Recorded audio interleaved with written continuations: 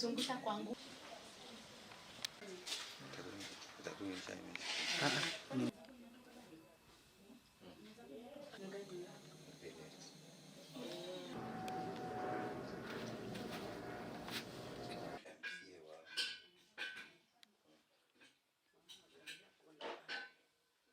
Vile niliangalia mimi kwangu niliona kama ni kurushwa, alirushwa.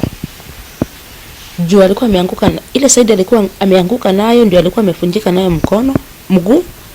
Alafu mikono yote mbili ikawa kama alijisupport. Ikafunjikia hapa pahali pa kuwekea saa. Na hii mingine moja ikawa na injury hapa hivi. Vitu zilifanyika vile zilifanyika. Sasa tumebaki kwa giza. Yeye ndiye alikuwa mtoto hapa, last born wetu. Sasa she is gone. Hatujui nini ilifanyika, tuko tu kwa giza, hatujui. Na rafiki wenye kuminvite huyo msichana hata hajai reach out kwa kina mama, like hata awaambie mama si mimi nilinvite Masi na kukaenda hivi na hivi, ama hata ajilete. But mtu akikeep distance, what does that mean? Mimi ningetaka na seek justice for my sister, tujue nini ilimhapenia, cause now we can't tell, like kama ni accident, kama ni kutupwa, hatuwezi sema.